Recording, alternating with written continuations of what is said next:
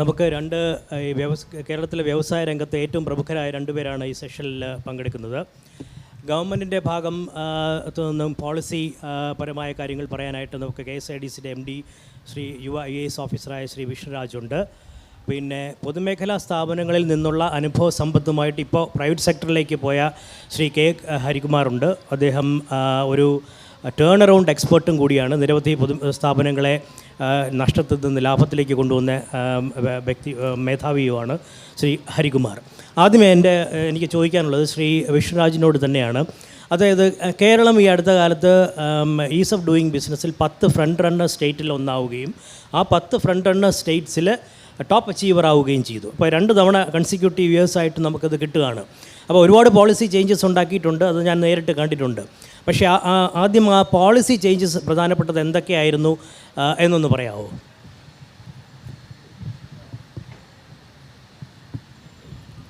Thank you.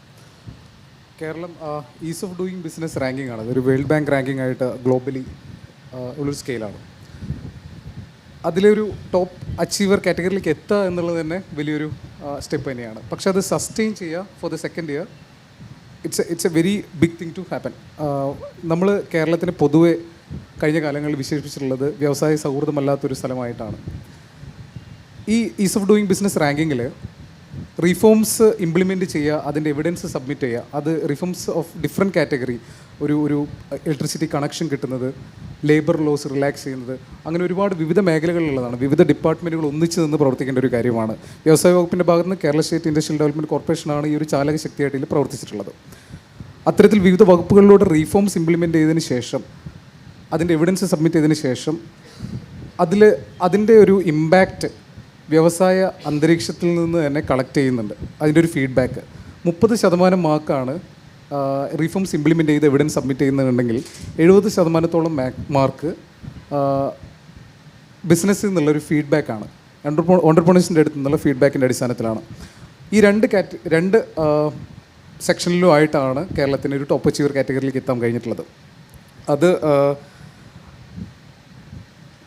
പ്രധാനമായിട്ടും ഒരു electricity connection കിട്ടുന്നതും, അതുപോലെ തന്നെ ലേബർ ലോസ് റിലാക്സ് ചെയ്യുന്നതും, അതുപോലെ തന്നെ ഒരു വ്യവസായം തുടങ്ങാനുള്ള ഒരു ഈസിനെസ്സും അത് സസ്റ്റെയിൻ ചെയ്യാനുള്ള ഈസിനെസ്സും, ഇൻസെൻറ്റീവ്സ് ഉൾപ്പെടെയുള്ള കാര്യങ്ങൾ കിട്ടുന്നത്, ലാൻഡ് ഫാക്ടേഴ്സ് ഓഫ് പ്രൊഡക്ഷനിൽ വളരെ സീംലെസ് ആയിട്ടുള്ള ഒരു ആക്സസ് കിട്ടുന്നതൊക്കെയാണ് ഈ ഒരു വ്യവസായ സൗഹൃദ അന്തരീക്ഷത്തിൻ്റെ പ്രധാനപ്പെട്ട ഘടകം. അതുപോലെ തന്നെ ഒരു എക്സ്പീരിയൻസ് കൂടിയാണ് for an entrepreneur to start business, sustain it, ഒരു long lasting relationship with government, citizen, അത് ബിസിനസ്, ഇതെല്ലാം വളരെ സൗഹൃദമായിട്ടുള്ളൊരു അന്തരീക്ഷം സൃഷ്ടിക്കുന്നതിൽ തന്നെയാണ് കേരളത്തിൻ്റെ ഒരു റാങ്കിങ് ഇതുവരെ മെച്ചപ്പെടുത്തിയിട്ടുള്ളത്.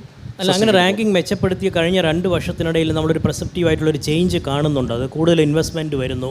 അത് വളരെ വലിയ ഇൻവെസ്റ്റ്മെൻറ്റ്, വലിയ മൾട്ടിനാഷണൽ കമ്പനിയുടെ വലിയൊരു ഫാക്ടറി തന്നെ ആവണമെന്നില്ല. പക്ഷേ കുറച്ചുകൂടി ചെറിയ മീഡിയം ലെവലിലെങ്കിലും ഇൻവെസ്റ്റ്മെൻറ്റ് കൂടുതലായിട്ട് വന്നു തുടങ്ങിയിട്ടുണ്ടോ?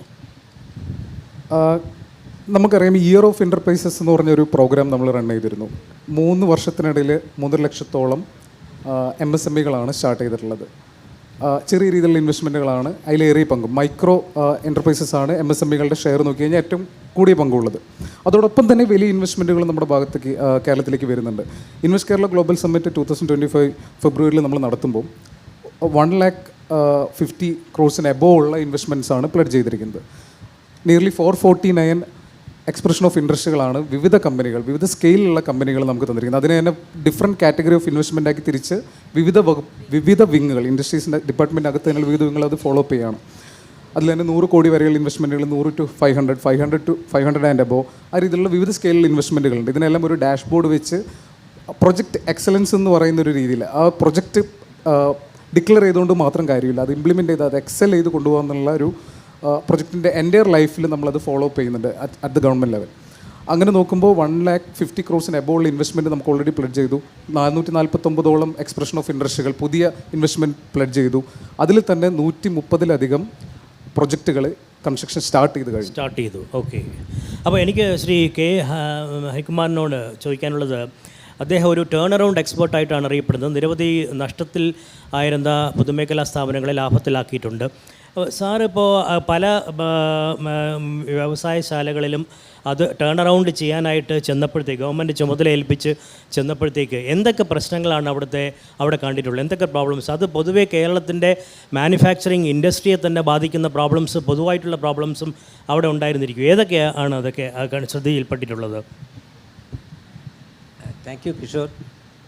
ഒരു ഇൻഡസ്ട്രി ടേൺ അറൗണ്ട് ചെയ്യുക എന്ന് പറഞ്ഞാൽ ആദ്യം അതിൻ്റെ ഒരു ഡോക്ടർ ഒരു പേഷ്യൻറ്റിനെ നോക്കി അതിൻ്റെ അസുഖം എന്താണെന്ന് നിർണ്ണയിക്കുന്നത് പോലെ അത് തന്നെയാണ് ആദ്യം നമ്മൾ മനസ്സിലാക്കേണ്ടത്. എന്താണ് ആ ഓർഗനൈസേഷൻ മോശമായിട്ട് പെർഫോം ചെയ്യാനുള്ള കാര്യം എന്നുള്ളതാണ്. അത് ചിലപ്പോൾ പോളിസി ഇഷ്യൂസ് ആയിരിക്കും. പോളിസി ഇഷ്യൂസ് ആണെങ്കിൽ അത് നമ്മൾ ഗവൺമെൻറ് ആണോ അല്ലെങ്കിൽ ഏതാണ് ഏജൻസി എന്നുള്ള നിലയിൽ അവരുമായിട്ട് ടേക്കപ്പ് ചെയ്യണം. അതായത് സ്ട്രക്ചറൽ ഇഷ്യൂസ് ആണെങ്കിൽ, അതായത് ഓർഗനൈസേഷന് അകത്തുള്ള സ്ട്രക്ചറൽ ഇഷ്യൂസ് ആണെങ്കിൽ നമ്മൾ ആ സ്ട്രക്ചറൽ ഇഷ്യൂസ് അഡ്രസ്സ് ചെയ്യണം. ഇപ്പോൾ ആദ്യം ഞാൻ HALൻ്റെ CMD ആയിരുന്നു 2003. ആ സമയത്ത് എന്താണെന്ന് വെച്ച് കഴിഞ്ഞാൽ 2 ഇഷ്യൂസുമുണ്ട്. ഒന്ന് പോളിസി ഇഷ്യൂസ് ഉണ്ട്. പോളിസി ഇഷ്യൂസ് എന്ന് പറഞ്ഞു കഴിഞ്ഞാൽ പല ഗവൺമെൻറ്റൽ രീതിയിൽ ഇടപെടേണ്ട ആവശ്യങ്ങളുള്ള ചില ഇഷ്യൂസ് ഉണ്ട്. അത് ഗവൺമെൻറ് തലത്തിൽ ഇടപെട്ടുക. ആദ്യം ചെയ്യുന്ന എന്താണെന്ന് വെച്ച് കഴിഞ്ഞാൽ ഒരു പൊതുമേഖലാ സ്ഥാപനമാണെങ്കിൽ അത് ഗവൺമെൻറ് ഫണ്ടിനെ ഡിപ്പെൻഡ് ചെയ്യുക എന്നുള്ള ധാരണ അങ്ങ് മാറ്റണം. ഒരു ഓർഗനൈസേഷൻ നിൽക്കണമെന്നുണ്ടെങ്കിൽ അതിൻ്റെ ശക്തിയുടെ കാലിൽ, അതിൻ്റെ സ്വന്തം കാലിൽ നിൽക്കാൻ പ്രാപ്തമാക്കിയാൽ മാത്രമേ സസ്റ്റൈനബിളായിട്ടൊരു ഓർഗനൈസേഷൻ ഓടുകയുള്ളൂ. അപ്പോൾ ആദ്യം നമ്മൾ പോളിസി ഇഷ്യൂസ് അഡ്രസ്സ് ചെയ്തു. ഞാൻ ഇവിടെ വന്ന് TCCയിൽ ടേക്ക് ഓവർ ചെയ്ത് കഴിഞ്ഞപ്പോൾ തന്നെ TCCക്ക് KSCB-യുമായിട്ട് ചേർന്നൊരു ഒരു പവർ ബില്ലിൻ്റെ ഒരു ഇഷ്യൂ ഉണ്ടായിരുന്നു. അതിനൊരു ഗവൺമെൻറ് ലെവലൊരു പോളിസി ഡിസിഷൻ വേണ്ടി വന്നു.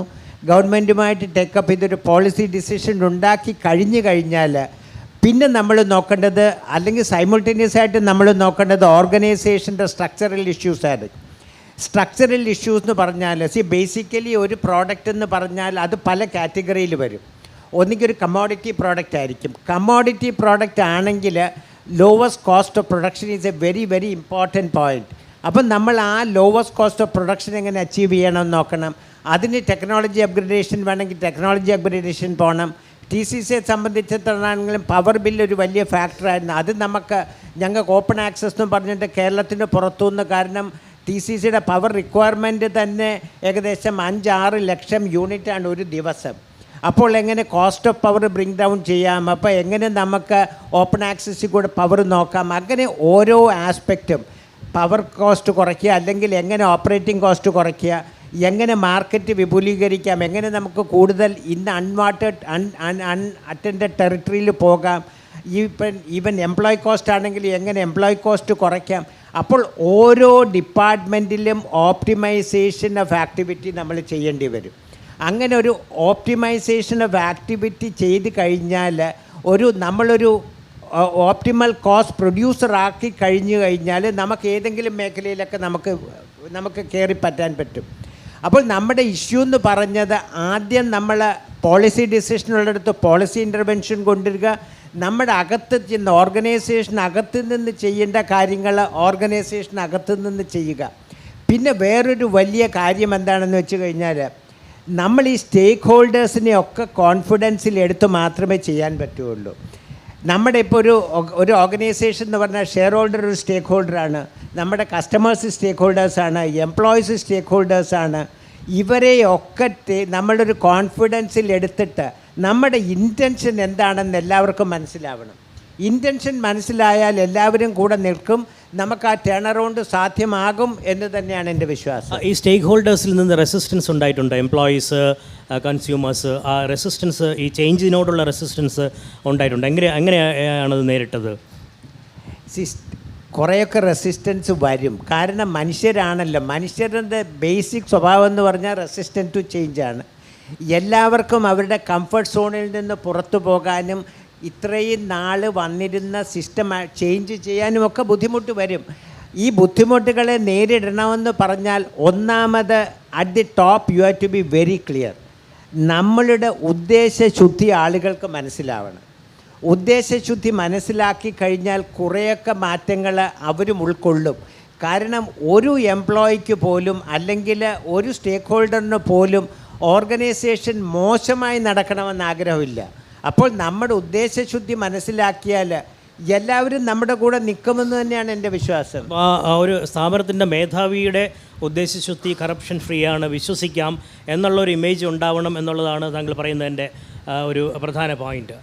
അതൊരു വളരെ വലിയ കാര്യമാണ്. കാരണം ഓർഗനൈസേഷൻ്റെ ഹെഡിനെ വിശ്വാസമില്ലെങ്കിൽ പിന്നെ ഒരു ഓർഗനൈസേഷൻ നമ്മൾ പിന്നെ അവിടെ കണ്ടിന്യൂ ചെയ്തിട്ട് കാര്യമൊന്നുമില്ല. കാരണം ഓർഗനൈസേഷൻ്റെ മേധാവിയുടെ ഉദ്ദേശശുദ്ധി എല്ലാവർക്കും മനസ്സിലാവണം. അത് മനസ്സിലായാൽ എല്ലാവരും കൂടെ നിൽക്കും. കാരണം ഓർഗനൈസേഷൻ നശിപ്പിക്കേണ്ടെന്ന് ആഗ്രഹമുള്ള എല്ലാവരും കൂടെ നിൽക്കും. KSIDCയിൽ ഈ പോളിസി ചേഞ്ചസും മറ്റുമൊക്കെ വരുത്തി ഈസ് ഓഫ് ഡൂയിങ് ബിസിനസ്സിലും മറ്റും. ഇപ്പം നമ്മളിപ്പോഴും വിദേശത്ത് പോകുമ്പോഴത്തേക്ക് മലയാളികൾ കേരളത്തിൽ ഇൻവെസ്റ്റ് ചെയ്യാനുള്ള രംഗങ്ങൾ ഏതൊക്കെയാണെന്ന് ചോദിക്കും. ടൂറിസം പറയാം, IT പറയാം, റിസോർട്ടുകൾ സ്ഥാപിക്കുക, കൺവെൻഷൻ സെൻറ്ററുകൾ സ്ഥാപിക്കുക. മാനുഫാക്ചറിങ് ഇൻഡസ്ട്രി ആരും അഡ്വൈസ് ചെയ്യാറില്ല. അപ്പോൾ ഈ മേക്ക് ഇൻ കേരള കൊണ്ട് ഉദ്ദേശിക്കുന്നത് മേക്ക് ഇൻ ഇന്ത്യയുടെ ഒരു ഭാഗമായിട്ട് തന്നെയാണ്. അതായത് നമ്മൾ മാനുഫാക്ചറിങ് ഇൻഡസ്ട്രി ലേബർ ഇൻറ്റൻസീവ് ആണത്, അപ്പോൾ അത് കൂടുതൽ വർദ്ധിപ്പിക്കുക എന്നുള്ളതാണ്. പക്ഷേ അൺഫോർച്ചുനേറ്റ്ലി കേരളത്തിലിപ്പോൾ ഒരു മാനുഫാക്ചറിങ് ഇൻഡസ്ട്രി വരുന്ന ഒരു വലിയ കമ്പനി പുതിയ സ്ഥാപിക്കണം, പ്ലാന്റ് സ്ഥാപിക്കണമെങ്കിൽ അവർ പരിഗണിക്കുന്നത് 6-7 സംസ്ഥാനങ്ങളാണ്. Gujarat, Maharashtra, Telangana, Karnataka, Tamil Nadu, NCR national capital region, അങ്ങനെ പിന്നെ ആന്ധ്രയും വരുമായിരിക്കും. അങ്ങനെ 6-7 കേരളം ആ ലിസ്റ്റിലില്ല. അപ്പോൾ കേരളത്തെക്കുറിച്ചൊരു ഇമേജ് പ്രോബ്ലം ഉണ്ട്. ആ ഒരു ഇമേജ് പ്രോബ്ലം മാറ്റാൻ എന്താണ് നമ്മൾ ഇത്രയൊക്കെ നമ്മൾ അച്ചീവ് ചെയ്തിട്ടുണ്ടെങ്കിൽ അത് ഈ ഒരു ലിസ്റ്റിൽ 6-7 സംസ്ഥാനങ്ങളുടെ ലിസ്റ്റിൽ കൂടി കേരളവും കൂടി വരാനായിട്ട് എന്താണ് ചെയ്യേണ്ടത്? വളരെ വലിയൊരു ചോദ്യമാണത് ആക്ച്വലി. മേക്ക് ഇൻ ഒരു വളരെ ഒരു പ്രൈഡോട് കൂടി ഒരു മേക്ക് ഇൻ വൺ ലൊക്കേഷൻ എന്ന് പറയുമ്പോൾ ഇപ്പോൾ ലോകത്തിൻ്റെ മാനുഫാക്ചറിങ് ഹബ്ബായിട്ട് നമ്മൾ കഴിഞ്ഞ 3 പതിറ്റാണ്ടുകളായിട്ട് നിൽക്കുന്നത് ചൈനയാണ്. നമ്മളത് റെപ്ലിക്കേറ്റ് ചെയ്യാനായിട്ട് ഒരുപാട് ശ്രമിച്ചു. ഇന്ത്യക്ക് അത് ഇന്ന ബിഗ് ലാർജ് സ്കെയിൽ ഇന്ത്യ എന്ന രാജ്യത്തിന് അത് പറ്റും.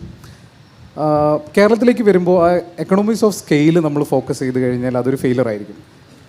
എക്സാക്ട്ലി മോഡലോ അല്ലെങ്കിൽ ഒരു ലാർജ് സ്കെയിൽ മാനുഫാക്ചറിങ് മോഡലോ കേരളത്തിന് റെപ്ലിക്കേറ്റ് ചെയ്യാനായിട്ടുള്ള ബുദ്ധിമുട്ടുണ്ട്. നമ്മൾ പറയുന്ന ഈ ഫാക്ടേഴ്സ് ഓഫ് പ്രൊഡക്ഷനിലെ ലാൻഡ്, ലേബർ, ക്യാപിറ്റൽ, ഓണ്ടർപ്രണർഷിപ്പ് എന്ന് പറയുന്നത് ലാൻഡും ലേബറും ഹൈലി കോസ്റ്റ്ലിയാണ് കേരളത്തിൽ. അപ്പോൾ നമ്മൾ വാല്യൂ ക്രിയേറ്റ് ചെയ്യേണ്ടത് സ്കെയിലല്ല, അതിൻ്റെ മാർജിൻ, അതിൻ്റെ വാല്യൂ അഡീഷനിലാണ് കൂടുതൽ വാല്യൂ ക്രിയേറ്റ് ചെയ്യേണ്ടത്. നമുക്കറിയാം നമ്മൾ കൂടുതൽ കൺസംഷൻ ഡ്രിവൺ ആയിട്ടുള്ള എക്കണോമിയാണ്. നമുക്ക് ഫോറിൻ റെമിറ്റൻസ് ബൂസ്റ്റ് ചെയ്യുന്ന എക്കണോമിയാണ്. അപ്പോൾ കൺസംഷൻ ഒരുപാട് കൂടി, അതിനനുസരിച്ചുള്ള പ്രൊഡക്ഷൻ നടക്കാതെ തോന്നുമ്പോൾ നമുക്കൊരു എക്സ്പോർട്ട് കമ്മി ഇവിടെ ഉണ്ടായിട്ടുണ്ട്. അതിനെയാണ് നമ്മൾ അഡ്രസ്സ് ചെയ്യാൻ ശ്രമിക്കുന്നത്. അവിടെയാണ് മേക്ക് ഇൻ കേരള എന്നതിൻ്റെ പ്രസക്തി വരുന്നത്. നമുക്ക് ആവശ്യമുള്ള ഉൽപ്പന്നങ്ങൾ മാത്രമല്ല, ലോകത്തിന് ആവശ്യമുള്ള ഉൽപ്പന്നങ്ങൾ, ഏറ്റവും വാല്യൂ ആഡഡ് ആയിട്ടുള്ള ഉൽപ്പന്നങ്ങൾ നമുക്ക് നിർമ്മിക്കുക എന്നുള്ളതാണ് നമ്മുടെ ലക്ഷ്യം. അങ്ങനെയാണെങ്കിൽ മാത്രമാണ് നമുക്ക് ഒരു സ്കെയിൽ അല്ലെങ്കിൽ ആ ഒരു മാർജിൻ നമുക്ക് കിട്ടത്തുള്ളൂ. അങ്ങനെ നോക്കുമ്പോൾ കേരളത്തിനൊരു ബൗദ്ധിക മൂലധനമുണ്ടെന്ന് നമ്മൾ പലപ്പോഴും അവകാശപ്പെടുന്നൊരു കാര്യമാണ്. ഈ ബൗദ്ധിക മൂലധനം എങ്ങനെ ഒരു സാമ്പത്തിക മൂലധനമാക്കി മാറ്റുക എന്നുള്ളിടത്തു നിന്നാണ് ഞങ്ങളുടെ എല്ലാ ഡിസ്കഷനും ആരംഭിച്ചിട്ടുള്ളത്. ഇൻഡസ്ട്രിയൽ പോളിസി 2023 റോൾ ഔട്ട് ചെയ്തപ്പോൾ 22 പ്രയോറിറ്റി സെക്ടേഴ്സ് ഡിക്ലെയർ ചെയ്തപ്പോൾ അതിൽ ട്രഡീഷണൽ സെക്ടേഴ്സും ഉണ്ട്, എമർജിങ് സെക്ടേഴ്സും ഉണ്ട്. ഈ എമർജിങ് സെക്ടേഴ്സിൽ പ്രധാനമായിട്ടും വരുന്നത് ഒരു ടെക് ഡ്രിവൺ, നോളജ് ബേസ്ഡ് ആയിട്ടുള്ള ഇൻഡസ്ട്രികളാണ്. അത്തരത്തിലുള്ള ഇൻഡസ്ട്രികളിൽ നമ്മൾ ഫോക്കസ് ചെയ്യാനായിട്ടുള്ള ശേഷി നമുക്കുണ്ട്. ഒരു ഉദാഹരണം പറയുകയാണെന്നുണ്ടെങ്കിൽ ഗ്ലോബൽ കാപ്പബിലിറ്റി സെൻറ്റേഴ്സ്, GCCs, വലിയ ബഹുരാഷ്ട്ര കമ്പനികളുടെ തിങ്ക് ടാങ്ക്സ് ആയിട്ടുള്ള കമ്പനികൾ, അവരുടെ ഹെഡ് ഓഫീസിൻ്റെ നേരിട്ടുള്ള നിയന്ത്രണത്തിൽ വിവിധ രാജ്യങ്ങളിൽ, അതിപ്പോൾ ഡീസെൻട്രലൈസ്ഡ് ആണ് പ്രൊഡക്ഷൻ കാര്യങ്ങളെല്ലാം വിവിധ ബഹുരാഷ്ട്ര കമ്പനികളുടെ. അത്തരത്തിൽ GCCകൾ ടാർഗറ്റ് ചെയ്തിരുന്നത് ഇന്ത്യക്കകത്ത് ടയർ 1 സിറ്റീസിനെയാണ്. ഡൽഹി, ബാംഗ്ലൂർ, ചെന്നൈ, ഹൈദരാബാദ് പോലുള്ള സിറ്റീസിനെയൊക്കെ ടാർഗറ്റ് ചെയ്തതിന് ശേഷം അതിലൊരു ത്രഷോൾഡ് എത്തിക്കഴിഞ്ഞു. Now they are focusing on tier 2 cities. Tier 2 cities എന്ന് പറയുമ്പോൾ കേരളത്തിന് അത് വളരെ നല്ല രീതിയിൽ പ്രൊവൈഡ് ചെയ്യാൻ പറ്റും. മാത്രമല്ല ഒരു സ്ഥാപനത്തിൻ്റെ ഇപ്പോൾ സഹ സൂചിപ്പിച്ച പോലെ തന്നെ എല്ലാവരെയും കോൺഫിഡൻസിലെടുക്കുക എന്നുള്ളത് വളരെ ഇമ്പോർട്ടൻ്റ് ആയിട്ടുള്ള ഒരു കാര്യമാണ്. ഒരു സ്ഥാപനത്തിൻ്റെ സ്റ്റേക്ക് ഹോൾഡേഴ്സ്, അല്ലെങ്കിൽ ഏറ്റവും പ്രധാനപ്പെട്ട സ്റ്റേക്ക് ഹോൾഡേഴ്സാണ് അതിലെ സ്റ്റാഫ്, വർക്ക് ചെയ്യുന്ന ആൾക്കാർ. അവർക്ക് ഏറ്റവും നല്ലൊരു വർക്ക് ലൈഫ് ബാലൻസ് കൊടുക്കാൻ പറ്റിയ ഒരു സ്ഥലമായിട്ട് കേരളത്തിന് നമുക്ക് പ്രൊജക്റ്റ് ചെയ്യാൻ പറ്റും. സോഹോയുടെ ഒരു let's call it a GCC, അത് സ്റ്റാർട്ട് ചെയ്തത് കൊട്ടാരക്കരയിലാണ്. It's not even a tier 3 city. അവർ ടയർ 3 സിറ്റീസിൽ തുടങ്ങുക, അവിടെ ഗ്രാമങ്ങളിലും മറ്റും പോയി തുടങ്ങുക എന്നുള്ള ഫിലോസഫി തന്നെ ആ കമ്പനിക്കുണ്ട്. അതുകൊണ്ടാണ് അവർ കൊട്ടാരക്കരയുടെ ആ ലൊക്കേഷൻ്റെ പ്രാധാന്യം തന്നെ അത് തമിഴ്നാടിനോട് അടുത്ത് കിടക്കുന്നു എന്നുള്ളതാണ്. അവർക്ക് അങ്ങനെയുള്ളൊരു സ്ഥലമായിരുന്നു വേണ്ടിയിരുന്നത്. ടയർ 3 സിറ്റി തന്നെയാണ് അവർക്ക് വേണ്ടിയിരുന്നത്. നമുക്കത് പ്രൊവൈഡ് ചെയ്യാൻ പറ്റും. എൻ്റെ ആ ബിസിനസ് കമ്മിറ്റിയിലെ സ്റ്റേക്ക് ഹോൾഡേഴ്സിൻ്റെ നല്ലൊരു work life balance, continuous supply, sustained supply of human capital, highly skilled human capital provide ചെയ്യാൻ പറ്റും. നമുക്കറിയാം, ബഹുമാനപ്പെട്ട ഇൻഡസ്ട്രീസ് മിനിസ്റ്റർ തന്നെ കോട്ട് ചെയ്യാറുണ്ട് ലിങ്ക്ഡിൻ്റെ ഒരു റിപ്പോർട്ട്, 40,000-ഓളം പ്രൊഫഷണൽസ് കേരളത്തിലേക്ക് തിരിച്ച് വരുന്നു. ആ ഭൗതിക മൂലധനം നമുക്ക് എങ്ങനെ ഒരു സാമ്പത്തിക മൂലധനമാക്കി മാറ്റാം എന്നുള്ളതാണ് ഞങ്ങളുടെ നോളജ് ബേസ്ഡ് ആയിട്ടുള്ള എക്കണോമി ഡ്രൈവ് ചെയ്യാനായിട്ടുള്ള ഇൻഡസ്ട്രികളിലെല്ലാം ഫോക്കസ് ആരംഭിക്കുന്നത്. അതിൽ സ്പേസ് സ്റ്റാർട്ടപ്പുകളുണ്ട്, ടെക്, എയറോസ്പേസ് ഉണ്ട്, ബയോടെക് ഉണ്ട്, മെഡ്ടെക് ഉണ്ട്, ഫിൻടെക് ഉണ്ട്. ഇത്തരം കാര്യങ്ങളിൽ നമ്മൾ ഫോക്കസ് ചെയ്ത് ഈ വാല്യൂ മാർജിൻ ക്രിയേറ്റ് ചെയ്യാൻ പറ്റും. എനിക്ക് തോന്നുന്നു മേക്ക് ഇൻ കേരളയുടെ പ്രധാനപ്പെട്ട അസറ്റ് ലൈ ചെയ്യുന്നത് ആ വാല്യൂ, ഹൈ വാല്യൂ ക്രിയേഷനിലാണ് എന്നാണ്.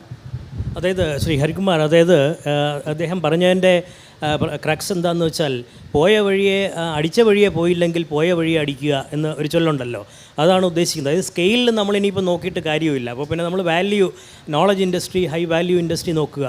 ഒരു മലയാളി വ്യവസായി അദ്ദേഹത്തിന് ഒരു മാനുഫാക്ചറിങ് പ്ലാന്റ് സ്ഥാപിക്കണമായിരുന്നു, അത് പ്രീഫാബിൻ്റെ.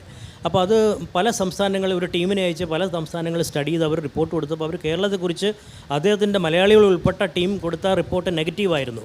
ഇവിടെ ലാൻഡ് കോസ്റ്റ്, ലേബർ കോസ്റ്റ്, ഈ പറഞ്ഞ മാർക്കറ്റുകൾ വളരെ കേരളത്തിൽ നിന്ന് വളരെ ദൂരെ. അവസാനം തമിഴ്നാടിലാണ് അത് സ്ഥാപിച്ചത്, മാനുഫാക്ചറിങ് ഇൻഡസ്ട്രി. എന്നിട്ട് അദ്ദേഹം കേരളത്തിൽ വലിയൊരു ഹോസ്പിറ്റലും പിന്നെ വലിയൊരു വെൽനസ് സെൻറ്ററും ഒക്കെ സ്ഥാപിച്ചു. അപ്പോൾ അത് ഈ പറഞ്ഞതാണ് ഒരു വാല്യൂ ആഡഡ് അത് അതേസമയം ലേബർ ഇൻറ്റൻസീവ് ആണ്. അപ്പോൾ താങ്കളിപ്പോൾ TCC പോലെ അല്ലെങ്കിൽ പുകക്കുഴൽ വ്യവസായങ്ങൾക്ക് വേണ്ടി ശ്രമിക്കാതെ ഈ വഴിക്ക് പോകണമെന്നാണ് പറയുന്നത്. അല്ല, അങ്ങനെ അത് കാണണ്ട. കാരണം എല്ലാ സ്ഥലത്തിൻ്റെയും, ഇപ്പോൾ കേരളം എന്ന് പറയുന്ന വളരെ ഒരു ചെറിയ സ്റ്റേറ്റാണ്. 3.6 കോടി ആളുകൾ ഉള്ള ഒരു ചെറിയ സ്റ്റേറ്റാണ്. ഇവിടെ ഒരു വലിയ ഇൻഡസ്ട്രി വരാൻ ഇവിടെ ഒരുപാട് ലിമിറ്റേഷൻസ് ഉണ്ട്.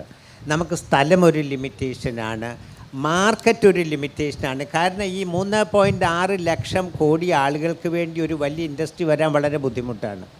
പിന്നെ അതുകൊണ്ട് ആക്സസ് ടു മാർക്കറ്റ് ഒരു വ്യത്യാസമാണ്. കാരണം ഇന്ത്യയുടെ ഏറ്റവും മൂലയിൽ കിടക്കുന്ന, ഏറ്റവും താഴെ കിടക്കുന്ന ഒരു സംസ്ഥാനത്തിൽ നിന്ന് ഇവിടുന്ന് പ്രോഡക്റ്റ് ട്രാൻസ്പോർട്ട് ചെയ്യുന്ന വളരെ വളരെ കോസ്റ്റ് കൂടിയ ഒരു സംഭവമാണ്. പിന്നെ നമുക്ക് നമ്മുടെ എന്ത് ചെയ്യുകയാണെങ്കിലും നമുക്ക് നമ്മുടെ പരിമിതികൾ അല്ലെങ്കിൽ ചലഞ്ചസും മനസ്സിലാക്കി ചെയ്യുന്നതാണ് ഏറ്റവും വലിയ ബുദ്ധി. ഇപ്പോൾ ഞാൻ HOCയിൽ കുറേ നാൾ വർക്ക് ചെയ്തിരുന്നു. HOC ഇവിടെ വരാൻ തന്നെ കാര്യം റിഫൈനറി അടുത്താണ്, raw material feedstock available ആണെന്ന് മാത്രമാണ്. പക്ഷെ പ്രോഡക്റ്റ് പൊസിഷനിങ് നോക്കിക്കഴിഞ്ഞ് കഴിഞ്ഞാൽ ഇവിടുന്ന് ഒരു ട്രക്കിൽ പ്രോഡക്റ്റ് ബോംബെയിൽ കൊണ്ടുവന്നതിലും കുറവ് കോസ്റ്റിൽ സിംഗപ്പൂരിൽ നിന്ന് പ്രോഡക്റ്റ് വരും, ഷിപ്പിൽ കൊണ്ടുവരും. അപ്പോൾ നമ്മൾ മനസ്സിലാക്കേണ്ടത് നമ്മുടെ ഇൻഹറൻറ്റ് ചലഞ്ചസും മനസ്സിലാക്കി മാത്രമേ നമുക്ക് മുന്നോട്ട് പോകാൻ പറ്റുള്ളൂ. നമുക്ക് നമ്മുടെ തിങ്കിങ് പ്രോസസ്സും മാറ്റണമെങ്കിൽ തിങ്കിങ് പ്രോസസ്സും മാറ്റണം. ഇപ്പോൾ ഫോർ എക്സാമ്പിൾ, ഇപ്പോൾ ഈ 22 ഐറ്റംസ് ഐഡൻറ്റിഫൈ ചെയ്തതിൽ കെമിക്കൽസ് ആൻഡ് പെട്രോ കെമിക്കൽസ് ഉണ്ട്. ഞാൻ 10-40 വർഷം അതിൻ്റെ പല മേഖലകളിലാണ് ജോലി ചെയ്തത്. കെമിക്കൽസ് ആൻഡ് പെട്രോ കെമിക്കൽസിൻ്റെ കമോഡിറ്റി പ്രോഡക്റ്റ് ആണെങ്കിൽ കേരളത്തിന് പോകാൻ പറ്റില്ല. കാരണം അതിന് ലാൻഡ് ഇഷ്യൂ ഉണ്ട്, ബാക്കി ആക്സസ് ടു മാർക്കറ്റ് ഇഷ്യൂസ് ഉണ്ട്, റോ മെറ്റീരിയൽ അവൈലബിലിറ്റി ഇഷ്യൂസ് ഉണ്ട്, പലതും ഉണ്ട്. അപ്പോൾ കേരളത്തിന് പറ്റുന്ന, ഇപ്പം അദ്ദേഹം പറഞ്ഞു, ഇപ്പോൾ റോബോട്ടിക്സ് ആണെങ്കിലോ ജെനോമിക്സ് ആണെങ്കിലോ ഇങ്ങനെ പല നമുക്ക് പറ്റുന്ന ഇൻഡസ്ട്രിയെ ഐഡൻറ്റിഫൈ ചെയ്തിട്ട് അവിടെ നമ്മളിപ്പോൾ ആയുർവേദ അതിൽ അക്സെപ്റ്റഡ് ഒരു ഇൻഡസ്ട്രിയാണ്. നമുക്ക് പറ്റുന്ന ഇൻഡസ്ട്രിയെ അക്സെപ്റ്റ് ചെയ്ത് അതനുസരിച്ചിട്ട് രൂപങ്ങൾ ഉണ്ടാക്കുന്നതാണ് എപ്പോഴും ഭേദം. ഒരു തെറ്റു പറ്റിയാൽ അല്ലെങ്കിൽ ഒരു മിഡ് കോഴ്സ് കറക്ഷൻ വേണമെങ്കിൽ ആ മിഡ് കോഴ്സ് കറക്ഷൻ നടത്തണമെന്നേ ഞാൻ പറയുള്ളൂ. കാരണം അത് നമ്മൾ മനസ്സിലാക്കി മുന്നോട്ട് പോയാൽ നമുക്ക് ഇനിയും വരുന്ന ചലഞ്ചസിനെ നമുക്ക് നേരിടാൻ പറ്റുകയുള്ളൂ. അത് വളരെ അത്യാവശ്യമുള്ളൊരു കാര്യമാണ്. എല്ലാവരും പറയുന്നുണ്ട് ഈ ലാൻഡ് ഓവർ വാല്യൂഡ് ആണ്, ലാൻഡ് അവൈലബിൾ അല്ല ലാർജ് ഇൻഡസ്ട്രിക്ക്. പക്ഷേ ലാൻഡ് ഇപ്പോൾ അവൈലബിൾ ആക്കാനായിട്ട് നമ്മൾ ഈ ഗവൺമെൻറ് തന്നെ 2-3 നടപടികൾ എടുത്തിട്ടുണ്ട്. റിഫോംസിനും അതിനകത്ത് വന്നിട്ടുണ്ട്. അത് പൊതുമേഖലാ സ്ഥാപനങ്ങളുടെ 100, 200, 300 ഏക്കറൊക്കെ സ്ഥലമുണ്ട്. ആ ലാൻഡ് വെറുതെ കിടക്കുന്നത് പുതിയ ഇൻഡസ്ട്രിക്കായിട്ട് വിനിയോഗിക്കുക. ഒന്ന് ലാൻഡ് പൂളിംഗ് എന്ന് പറഞ്ഞിട്ട് വേറൊരു സിസ്റ്റമുണ്ട്. അപ്പോൾ ഇത് അങ്ങനെ ഒക്കെ ചെയ്തിട്ട് അത് എത്ര കണ്ട് ഫലപ്രദമായി? പിന്നെ പ്രൈവറ്റ് ഇൻഡസ്ട്രിയൽ പാർക്സ് അതൊക്കെ എത്ര കണ്ട് ഫലപ്രദമായിട്ടുണ്ട്? അല്ല, അതൊക്കെ ചെറിയ ചെറിയ കമ്പനികൾക്ക് ഇതൊക്കെ യൂസ്ഫുൾ ആകും.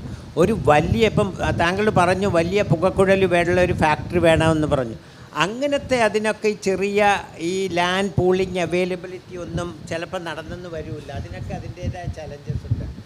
പക്ഷേ അതേസമയം ഈ പറഞ്ഞ വാല്യൂ ആഡഡ് പ്രോഡക്ട്സ്, അപ്പോൾ അദ്ദേഹം പറഞ്ഞു, ഇപ്പം എയറോസ്പേസ് പറഞ്ഞു, IT പറഞ്ഞു, IT എനേബിൾഡ് സർവീസസ് പറഞ്ഞു, ഹെവി എൻജിനീയറിങ്ങിൽ കുറേ കൂടെ അഡ്വാൻസ്ഡ് ഇത് പറഞ്ഞു. ഇതിനൊക്കെ വേണമെങ്കിൽ ഈ ചെറിയ പാഴ്സൽസ് പറ്റും. മറ്റിപ്പോൾ കെമിക്കൽ ഇൻഡസ്ട്രിയൊക്കെ പറഞ്ഞാൽ അതിന് ബന്ധമായ pollution related issue, environmental sustainability, ഇത് മുഴുവൻ ഇഷ്യൂ ആണെങ്കിൽ തന്നെ ഇതിനോടൊപ്പം വേറൊരു വലിയ ചലഞ്ചുണ്ട്. ഞാൻ ആദ്യം പറഞ്ഞ പോലെ ആക്സസ് ടു മാർക്കറ്റ്.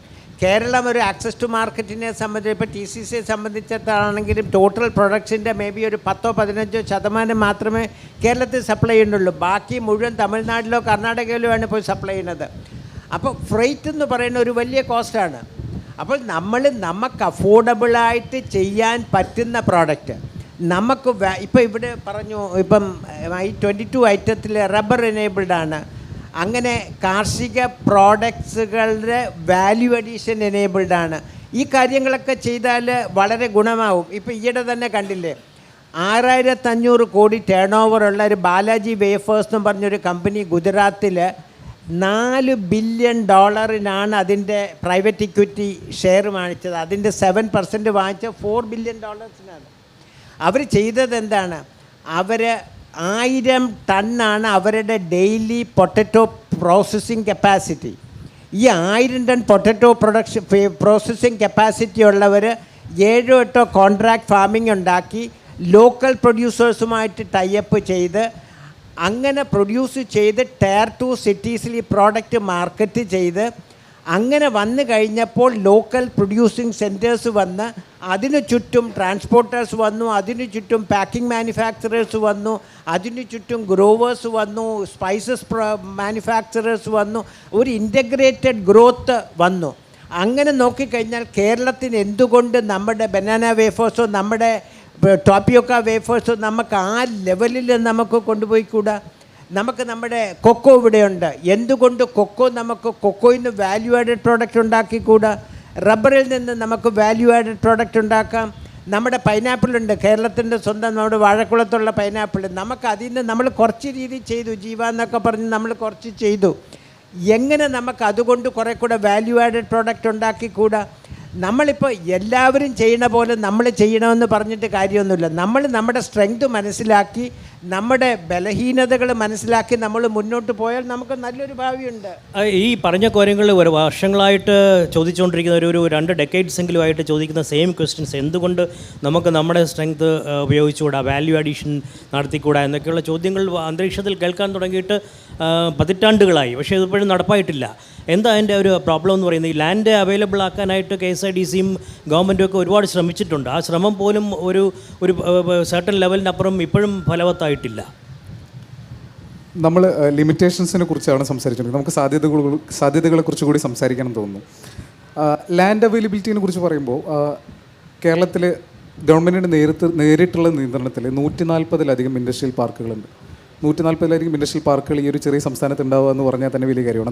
നമുക്കറിയാം, വെസ്റ്റേൺ സൈഡിലേക്ക് പോയി കഴിഞ്ഞാൽ കോസ്റ്റൽ പ്രൊട്ടക്ഷൻ റെഗുലേഷൻസ് ഉണ്ട്. ഈസ്റ്റേൺ സൈഡിലേക്ക് പോയി കഴിഞ്ഞാൽ മറ്റ് എക്കോളജിക്കൽ ലിമിറ്റേഷൻസ് ഉണ്ട്. ഇതിനിടയിലുള്ളൊരു ചെറിയ ഭാഗത്താണെന്നുണ്ടെങ്കിൽ പാഡി ലാൻഡ് കൺസർവേഷൻ മുതലായിട്ടുള്ള നിയമങ്ങൾ കാരണമുള്ള ലാൻഡ് ഡെവലപ്പ് ചെയ്യുന്നതിനുള്ള ഒരുപാട് ലിമിറ്റേഷൻസ് ഉണ്ട്. ഇതിനിടയിലും നമ്മൾ ലാൻഡ് കണ്ടെത്തുന്നു എന്നുള്ളത് തന്നെ വലിയൊരു കാര്യമാണ്. 140 പ്രൈവറ്റ് ഇൻഡസ്ട്രിയൽ എസ്റ്റേറ്റ് എന്ന് പറയുമ്പോൾ അത് ഫ്രാഗ്മെൻറ്റഡ് ആണോ എന്ന് ചോദിച്ചു കഴിഞ്ഞാൽ പല ലൊക്കേഷൻസിലാണ്, പല രീതിയിലാണ്. സിഡ്കോ കൈകാര്യം ചെയ്യുന്നുണ്ട്, directorate of industries and commerce കൈകാര്യം ചെയ്യുന്നുണ്ട്, KSIDC നേരിട്ട്, കിൻഫ്ര വളരെ നല്ല രീതിയിൽ ഇപ്പോൾ കഴിഞ്ഞ ദിവസങ്ങളിൽ തന്നെ ഏറ്റവും മികച്ച പാർക്കിനുള്ള അവാർഡ്, നാഷണൽ അവാർഡ് കിൻഫ്രയ്ക്ക് കിട്ടിയിട്ടുണ്ട് 2-3 പാർക്കുകൾക്ക്, അപ്പാരൽ പാർക്കിന് ഉൾപ്പെടെ. നമ്മൾ ലാൻഡ് അവൈലബിൾ ആക്കുന്നുണ്ട്, അൺലോക്ക് ചെയ്യുന്നുണ്ട്, ആ പൊട്ടൻഷ്യൽ നമ്മൾ അൺലോക്ക് ചെയ്യുന്നുണ്ട്. നാഷണൽ ഇൻഡസ്ട്രിയൽ കോറിഡോർ ഡെവലപ്മെൻറ്റ് കോർപ്പറേഷനും കിൻഫ്രയും ഒന്നിച്ചാണ് ചെന്നൈ ബാംഗ്ലൂർ ഇൻഡസ്ട്രിയൽ കോറിഡോറിൻ്റെ ഒരു എക്സ്റ്റൻഷനായിട്ടുള്ള കൊച്ചിയിലേക്കുള്ള ഒരു എക്സ്റ്റൻഷനായിട്ടുള്ള ഒരു ഭാഗത്തിൻ്റെ പ്രധാനപ്പെട്ട ഒരു ഘട്ടത്തിൻ്റെ ഒരു നിർമ്മാണം ഏറ്റവും മുന്നിലേക്ക് പോയിട്ടുള്ളത് പാലക്കാടുള്ള ഒരു ഇൻഡസ്ട്രിയൽ കോറിഡോറിൻ്റെ ഭാഗമായിട്ടാണ്. 1700 ഏക്കറാണ് നമ്മൾ അതിനു വേണ്ടി അലോട്ട് ചെയ്തിരിക്കുന്നത്. അതാണ് biggest land allotment for the industrial cluster കേരളത്തിൽ ഇതുവരെ നടന്നിട്ടുള്ളതില്ല. 1700 ഏക്കേഴ്സ്.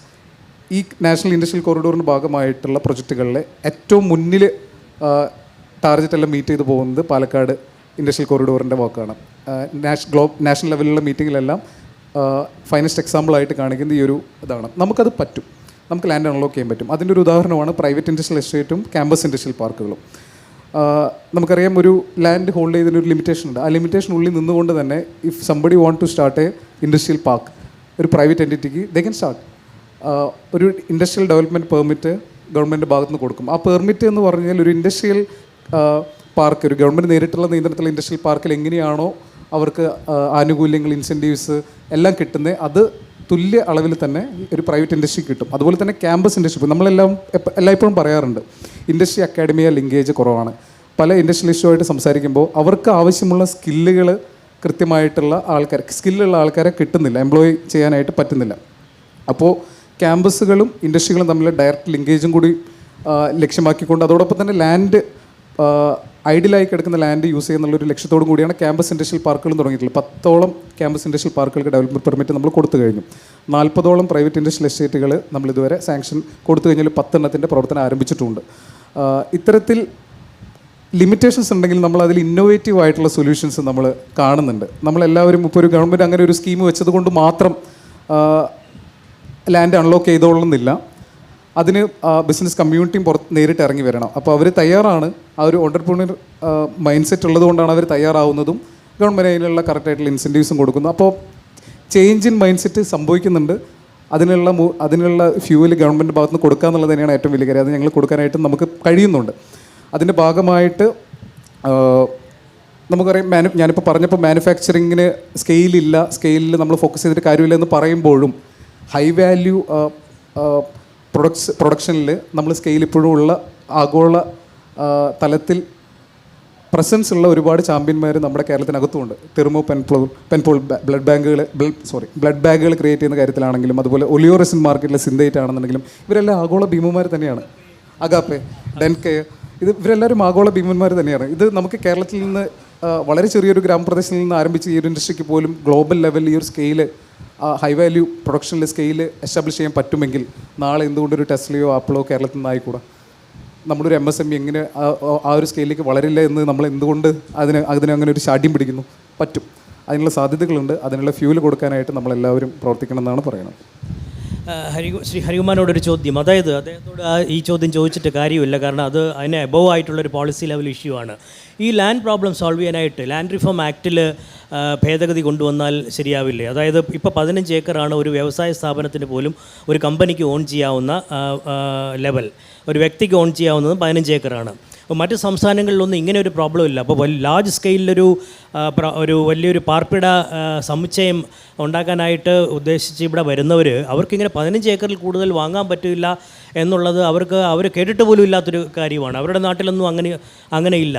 അപ്പോൾ ഈ ലാൻഡ് റിഫോം ആക്റ്റിൽ ഒരു ഭേദഗതി കൊണ്ടുവന്നിട്ട് അമെൻമെൻറ്റ് കൊണ്ടുവന്നിട്ട് ഈ 15 ഏക്കർ എന്നുള്ളതൊരു 150 ഏക്കറോ ഒക്കെ ആക്കിയാൽ കാര്യമായ ഒരു വ്യത്യാസം ഉണ്ടാവുമോ എന്നാണ് എൻ്റെ ചോദ്യം. എൻ്റെ ധാരണ ശരിയാണെങ്കിൽ അങ്ങനെ എന്തെങ്കിലും ഒരു സോളിഡ് പ്രപ്പോസൽ വന്നാൽ ഗവൺമെൻറ് അതിന് മുഖം തിരിക്കുമെന്ന് എനിക്കും തോന്നുന്നില്ല. എന്തെങ്കിലും കാര്യമായിട്ടൊരു പ്രപ്പോസൽ വന്നാൽ. പക്ഷെ നമുക്ക് വേറൊരു രീതിയിൽ ഇതിനെക്കുറിച്ച് ആലോചിക്കാം. നമ്മൾ എന്തുകൊണ്ട് ബാക്കിയുള്ള സ്റ്റേറ്റുകൾ നടക്കുന്ന രീതിയിൽ തന്നെ നടക്കണം എന്ന് നമ്മൾ എന്തിന് ശാഠ്യം പിടിക്കണം? ഇപ്പോൾ തന്നെ ഇദ്ദേഹം പറഞ്ഞു ഇൻഡസ്ട്രി അക്കാഡമിയ ലിങ്കേജിനെ കുറിച്ച് പറഞ്ഞു. ഇപ്പോൾ ഗവൺമെൻറ് ഓഫ് ഇന്ത്യക്ക് വേറൊരു വലിയൊരു സ്കീമുണ്ട്, ഫിബൊനാച്ചി ഇന്നവേറ്റീവ് ആക്സിലറേഷൻ മോഡൽ എന്ന് പറഞ്ഞിട്ട്. ഫിബൊനാച്ചി മോഡൽ എന്ന് പറഞ്ഞു കഴിഞ്ഞാൽ 3rd number will be a sum of the previous 2 numbers. അതായത് എങ്ങനെ മൾട്ടിപ്ലൈ ചെയ്ത് പോകുമെന്നുള്ളൊരു മോഡലാണ് ഈ ഫിബൊനാച്ചി മോഡൽ. അങ്ങനെയൊക്കെ ചെയ്ത് കഴിഞ്ഞാൽ, അതായത് ഇൻഡസ്ട്രിയും അക്കാഡമിയെയും പോളിസി മേക്കേഴ്സും എല്ലാം കൂടെ ചേർന്ന് കഴിഞ്ഞാൽ നമുക്ക് നമ്മുടെ ഇൻസ്റ്റിറ്റ്യൂഷൻ, അതായത് അക്കാഡമിക് ഇൻസ്റ്റിറ്റ്യൂഷൻസിനെ കൂടെ കോൺഫിഡൻസിലെടുത്ത് ഇൻഡസ്ട്രിക്ക് വേണ്ട കാര്യങ്ങൾ ചെയ്താൽ ഈ പറഞ്ഞ മാതിരി നമുക്കൊരു ടെസ്ലയോ നമുക്ക് ആപ്പിളോ ഒക്കെ നമുക്ക് ഡെവലപ്പ് ചെയ്തെടുക്കാൻ പറ്റും. നമ്മൾ ആലോചിക്കേണ്ടത്, ഇപ്പോൾ ഒരു സ്ക്രൂ ഡ്രൈവർ ടെക്നോളജിക്ക് പോയി കഴിഞ്ഞാൽ അസംബ്ലിങ് മാത്രം നമുക്ക് പോയി കഴിഞ്ഞാൽ നമ്മൾ ചിലപ്പോൾ കോസ്റ്റ് എഫക്റ്റീവ് ആവില്ല. കാരണം നമ്മുടെ കോസ്റ്റ് ഓഫ് ലേബർ കൂടുതലാണ്. Let us accept. കെൽട്രോൺ പ്രധാനമായിട്ടും ചെയ്യുന്നത് അത് തന്നെയാണ്. പുറത്തുനിന്ന് ഇമ്പോർട്ട് ചെയ്തിട്ട് അസംബിൾ ചെയ്തിട്ട് വിൽക്കുക. അല്ല, ഇപ്പോൾ അവരിവിടുന്ന് ഇപ്പോൾ മാനുഫാക്ചറിങ് നേരിട്ടുള്ളത് വളരെ കുറവാണ്. അല്ല, ആയിരിക്കാം. പക്ഷെ നമ്മൾ അതെന്ന് പറയുന്നത് ഒരു സസ്റ്റൈനബിൾ മോഡൽ ആവണം എന്ന് നിർബന്ധം പിടിക്കാൻ പറ്റൂല. കാരണം ഇന്ന് ചിലപ്പോൾ നടന്നേക്ക് നാളെ അത് സസ്റ്റെയിൻ ചെയ്യണമെന്ന് പറഞ്ഞാൽ കുറച്ച് ബുദ്ധിമുട്ട് വരാം. ഞാൻ പറഞ്ഞത് എന്താണെന്ന് വെച്ച് കഴിഞ്ഞാൽ ഇൻഡസ്ട്രി അക്കാഡമിയെ ലിങ്കേജ് വന്നിട്ട് ഈ ഫിബനാച്ചി മോഡൽ, അതായത് government of India, Indian institute of സയൻസും വേറൊരു ക്യാമറാസ് എന്ന് പറഞ്ഞ ഒരു ഓർഗനൈസേഷനായിട്ട് ടൈപ്പ് ചെയ്തിട്ട് ഫ്രീക്വൻറ്റ് മോണിറ്ററിങ് നടത്തി എങ്ങനെ R&D ഇവിടെ കൂട്ടുവരാം, എങ്ങനെ ഇൻഡസ്ട്രിക്ക് വേണ്ട റിസർച്ച് കൊണ്ടുവരാം എന്നുള്ള പല മോഡലുകൾ ഇത് department of heavy industries Bangalore ചേർന്ന് ചെയ്യുന്നൊരു പ്രസ്ഥാനമാണ്. അപ്പോൾ നമ്മൾ ഈ വെറും അസംബ്ലിക്ക് പോയി കഴിഞ്ഞ് കഴിഞ്ഞാൽ ചിലപ്പോൾ അത് കുറച്ച് നാൾ വയബിൾ ആവും, ഒട്ടും വയബിൾ അല്ലെന്ന് ഞാൻ പറയുന്നില്ല. പക്ഷേ സസ്റ്റെയിൻ ചെയ്യണമെന്നുണ്ടെങ്കിൽ നമ്മുടെ റിസർച്ച് ഇൻസ്റ്റിറ്റ്യൂഷൻസും നമ്മുടെ യൂണിവേഴ്സിറ്റികളും നമ്മുടെ അക്കാഡമിയെയും നമ്മുടെ ഇൻഡസ്ട്രിയും ഒക്കെ ചേർന്ന് ഒരു വാല്യൂ അഡീഷൻ പ്രപ്പോസൽ കൊണ്ടുവന്നു കഴിഞ്ഞാൽ ഈ ഹൈ വാല്യൂ, ഇദ്ദേഹം പറഞ്ഞ ഹൈ വാല്യൂ മോഡലിലേക്ക് നമുക്ക് എന്തുകൊണ്ടും പോകാൻ പറ്റും. കാരണം കേരളത്തിൻ്റെ ഏറ്റവും വലിയ സ്ട്രെങ്ത് എന്താണ്? നമ്മുടെ എഡ്യൂക്കേഷൻ ഇതുണ്ട്, നമ്മുടെ ഹൈ ലെവൽ ഇൻസ്റ്റിറ്റ്യൂഷൻസ് ഉണ്ട്, നമുക്ക് പഠിച്ച ഒരു സ്റ്റുഡൻറ്റ് കമ്മ്യൂണിറ്റി ഉണ്ട്. ഇതെല്ലാം കൂടെ ചേർന്ന് നമുക്ക് ചെയ്യാം. പിന്നെ കേരളത്തിന് വേറൊരു വലിയ ചലഞ്ച് വരാൻ പോകുന്നത് നമ്മുടെ പോപ്പുലേഷൻ, നമ്മുടെ ഡെമോഗ്രാഫിക് ഷിഫ്റ്റാണ്. ഒരു 2030-35 ആകുമ്പോൾ നമ്മുടെ 50% ആളുകൾ എംപ്ലോയബിൾ ആയിരിക്കില്ല. 25% 60 വയസ്സിൽ കൂടുതലായിരിക്കും, 25% 19 വയസ്സിൽ താഴെയായിരിക്കും. 50% ആളുകളെ കാരണം നമ്മുടെ പോപ്പുലേഷൻ സ്റ്റഡിയാണ്, ഡെത്ത് റേറ്റും ബർത്ത് റേറ്റും സെയിമാണ്. അപ്പോൾ ഒരു 3.6 crores എന്ന് പറഞ്ഞാൽ 10 വർഷം കഴിഞ്ഞാലും maybe let's assume it's going to be 3.6. 1.8 crores ആളുകളെ നമുക്ക് ഉള്ളൂ. ആ 1.8 crores ആളുകളുടെ ഈ പറഞ്ഞ ഇൻഡസ്ട്രിക്ക് 1.8 crore ആളുകളെ ഉള്ളൂ.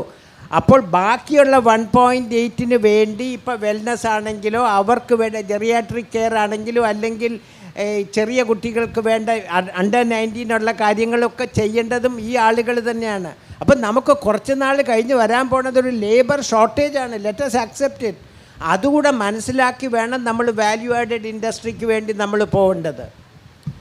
പക്ഷേ എന്ത് പറഞ്ഞാലും വേറൊരു പ്രോബ്ലമായിട്ട് വരുന്നിട്ടുള്ളത് LSCയുടെ ആറ്റിറ്റ്യൂഡാണ്. അതായത് പഞ്ചായത്തുകളുടെ ഒരു വലിയൊരു ഡാമ്പനറാണ് ഏത് വ്യവസായിക്കും ഏത് നിക്ഷേപകനും.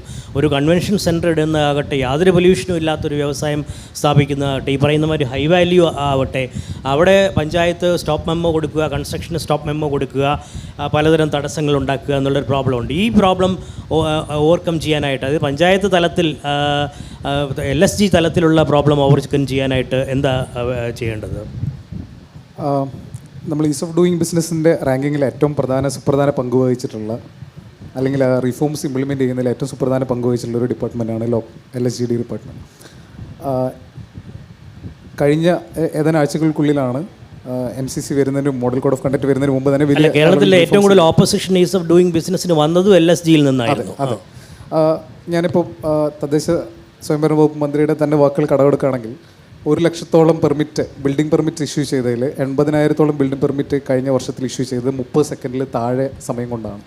അത്രയും ഒരു അഡ്വാൻസ്മെൻറ്റ് നമുക്ക് വന്നു കഴിഞ്ഞു.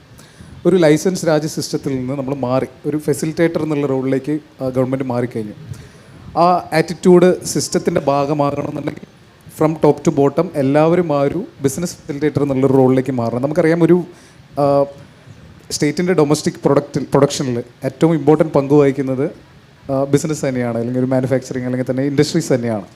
അത് മനസ്സിലാക്കിക്കൊണ്ട് എക്കണോമിനെ ഡ്രൈവ് ചെയ്യുന്നവരാണെന്ന് മനസ്സിലാക്കിക്കൊണ്ട് സിസ്റ്റം മാറുന്നതിനനുസരിച്ച് സിസ്റ്റത്തിൻ്റെ ഭാഗമായിട്ടുള്ള ആളുകൾ കൂടി മാറുമ്പോഴാണ് ആ മാറ്റം പരിപൂർണ്ണമാവുന്നത്. ആ മാറ്റത്തിൻ്റെ എല്ലാവിധ ചേഞ്ചസും നമുക്ക് കാണാനായിട്ട് പറ്റുന്നുണ്ട്. ഒരു ബിസിനസ് എൻവയോൺമെൻറ്റിൽ when somebody talks about Kerala, ഞങ്ങളിപ്പോൾ റീസെൻ്റ്ലി ഒരു വിസിറ്റ് ഇൻഡസ്ട്രി ഡിപ്പാർട്ട്മെൻറ്റ് ഒരു ഡെലിഗേഷൻ തമിഴ്നാട് ഡിപ്പാർട്ട്മെൻറ്റിൽ പോയിരുന്നു. അവിടെ സംസാരിക്കുന്ന സമയത്ത് അവരുടെ ഓപ്പറേഷൻസ് എങ്ങനെയാണ്, ഇൻവെസ്റ്റ്മെൻറ്റ് ഫെസിലിറ്റേഷൻ എങ്ങനെയാണ്, ഇൻഡസ്ട്രി ആയിട്ടുള്ള ലിങ്കേജസ് എങ്ങനെയാണെന്ന് എക്സ്പ്ലെയിൻ ചെയ്യുന്ന സമയത്ത് ദേ സ്കിപ്ഡ് 3 സ്ലൈഡ് അവർ സ്കിപ്പ് ചെയ്ത സ്ലൈഡ് എന്ന് പറഞ്ഞു കഴിഞ്ഞാൽ ease of doing business reforms ആണ്. ഇത് നിങ്ങൾക്ക് പറഞ്ഞു തരേണ്ട കാര്യമില്ല എന്ന് പറഞ്ഞു. അത് കേരളം വളരെ ഫോക്കസ്ഡ് ആയിട്ട് ആ കാര്യം ചെയ്യുന്നുണ്ട്. അപ്പോൾ നമ്മളൊരു നാഷണൽ വൈഡ് എക്സാമ്പിളായിട്ട് മാറുന്നുണ്ട്. ഈ മാറ്റങ്ങൾ ടൈം എടുക്കുമ്പോൾ അത് എല്ലാവർക്കും എക്സ്പീരിയൻസ് ചെയ്തു വരാനായിട്ട്. പക്ഷേ സ്മാർട്ട് പോലുള്ള ഇനിഷ്യേറ്റീവ്സ്, സെൻട്രലൈസ്ഡ് ഇൻസ്പെക്ഷൻ സിസ്റ്റം എന്ന് പറഞ്ഞൊരു സിസ്റ്റം നമ്മൾ ഗവൺമെൻറ് തലത്തിൽ കൊണ്ടുവന്നു, ഇൻഡസ്ട്രീസ് ഡിപ്പാർട്ട്മെൻറ്റ് തന്നെ കൊണ്ടുവന്നിട്ടുണ്ട്. അതിൻ്റെ ഭാഗമായിട്ട് ഏതെങ്കിലും ഒരാളുടെ ഏതെങ്കിലും ഒരു വ്യക്തിയുടെ കുത്തകയായിട്ട് മാറുന്നില്ല ഇൻസ്പെക്ഷൻ. അത് റാൻഡമൈസ്ഡ് ആണ്. സെൻട്രലൈസ്ഡ് ആയിട്ട് അത് അലോക്കേറ്റ് ചെയ്യുമ്പോൾ എത്രയും സമയത്തിന് ഇത്ര ടൈം ലിമിറ്റിനുള്ളിൽ തന്നെ ഇൻസ്പെക്ഷൻസ് എല്ലാം കംപ്ലീറ്റ് ചെയ്യാനും ദ മൊമെൻറ്റ് അവരെ ഒരു ഇൻഡസ്ട്രിക്കകത്ത് കയറി തിരിച്ചിറങ്ങുമ്പോഴേക്കും ആ ഇൻസ്പെക്ഷൻ റിപ്പോർട്ട് തന്നെ അപ്ലോഡ് ചെയ്യാനും അത്തരത്തിലുള്ള സ്പീഡാക്കാനായിട്ടുള്ള കാര്യങ്ങളെല്ലാം നമ്മൾ ചെയ്യുന്നുണ്ട്. അത്തരത്തിൽ ഇത് പരിപൂർണമായിട്ട് നടപ്പിലാവേണ്ടത് LSGD ഉണ്ട്, റവന്യൂ ഡിപ്പാർട്ട്മെൻറ്റ് ഉണ്ട്. ഇൻഡസ്ട്രീസ് ഡിപ്പാർട്ട്മെൻറ്റ് മാത്രം കൂടിയതുകൊണ്ടോ അല്ലെങ്കിൽ ഏതെങ്കിലും ഒരു വകുപ്പിൻ്റെ മാത്രം കുത്തകയല്ല ഈസ് ഓഫ് ഡൂയിങ് ബിസിനസ് എന്ന് പറയുന്നത്.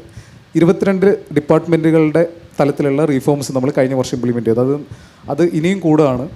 254ഓളം പുതിയ റീഫോംസാണ് അടുത്ത വർഷത്തെ റാങ്കിങ്ങിലേക്കുള്ള ടാർഗറ്റായിട്ട് നമുക്ക് തന്നിരിക്കുന്നത്. അത് നമ്മൾ ഇംപ്ലിമെൻറ്റ് ചെയ്യണം, അതിൻ്റെ എവിഡൻസ് സബ്മിറ്റ് ചെയ്യണം. ഈ ഇംപ്ലിമെൻറ്റ് ചെയ്തതിൻ്റെ ഉള്ള ഒരു ചേഞ്ചസ് ബിസിനസ് കമ്മ്യൂണിറ്റിക്ക് ഫീൽ ചെയ്യുകയും വേണം. അങ്ങനെയാണ് നമ്മൾ റാങ്കിങ്ങിലേക്ക് എത്തുന്നത്. അപ്പോൾ അത്തരത്തിൽ മാറ്റങ്ങൾ സംഭവിക്കുന്നുണ്ട്. ഒരു ബിസിനസ്സിൻ്റെ ഒരു പെർമിറ്റ് കിട്ടുന്നത് തൊട്ട് അത് സസ്റ്റെയിൻ ചെയ്യാനായിട്ടുള്ള ക്രെഡിറ്റ് സപ്പോർട്ട് ഉൾപ്പെടെയുള്ള ഒരു ഫുൾ സൈക്കിളിൽ നമ്മൾ സപ്പോർട്ട് കൊടുക്കാനായിട്ട് ശ്രമിക്കുന്നു. ഞങ്ങൾ ലൈസൻസ് രാജ് എന്ന് പറഞ്ഞ ആ വാക്ക് പറഞ്ഞ എന്തായാലും നന്നായി. ആ വാക്ക് കേട്ടപ്പോഴത്തേക്ക് എനിക്ക് അതുമായിട്ട് റിലേറ്റഡ് ആയിട്ടുള്ള വേറൊരു വാക്ക് ഓർമ്മ വന്നു. ഇൻസ്പെക്ടർ രാജ് എന്ന് പറയും. ഇൻസ്പെക്ടർ രാജ് എന്ന് പറഞ്ഞാൽ ഇത് കേരളത്തിൽ അത് വളരെ കൂടുതലാണ്. അതായത് ഓരോരോ വകുപ്പുകൾ ഇൻസ്പെക്ഷൻ നടത്തുന്നു, കൂജയിൽ വെള്ളമില്ല എന്ന് കണ്ടാൽ അത് ഉടനെ വലിയൊരു കുറ്റമാക്കുന്നു. ഒരു ചെറുകിട വ്യവസായത്തിൽ ചെന്നിട്ട് കൂജയിൽ വെള്ളമില്ല, അതൊരു വലിയ പ്രശ്നമാക്കി. അങ്ങനെ ഇൻസ്പെക്ടർ രാജ് പല പ്രശ്നങ്ങളുണ്ട്. ഒരു അമേരിക്കയിൽ ഫുഡ് പ്രോസസ്സിംഗ് വ്യവസായം നടത്തുന്ന ഒരാൾ പാലക്കാട്ടേക്ക് ഫുഡ് പ്രോസസ്സിംഗ് പാർക്കിൽ വന്ന് സ്വന്തം പ്ലാന്റ് ഇട്ടിട്ട് 2 വർഷം എടുത്തു. അവിടെ ഇൻസ്പെക്ഷനൊക്കെ നടത്തി പെർമിറ്റുകൾ ഭക്ഷ്യവകുപ്പിൽ നിന്നുള്ള LSG എന്നൊക്കെ കിട്ടി. ഭക്ഷ്യവകുപ്പിൽ നിന്നുള്ള പെർമിഷൻ കിട്ടാനായിട്ട് 2 വർഷം എടുത്തു. അപ്പോൾ അത്തരം പ്രോബ്ലംസ് ഇപ്പോഴും ഇല്ല എന്ന് നമ്മൾ പറഞ്ഞ് അത് മുടി വെച്ചിട്ട് കാര്യമില്ല. ഇൻസ്പെക്ടർ രാജിനെ കുറിച്ച് എന്താണ് പറയാനുള്ളത്? അങ്ങയുടെ അനുഭവത്തിലും അത് ഉണ്ടായിട്ടുണ്ടോ?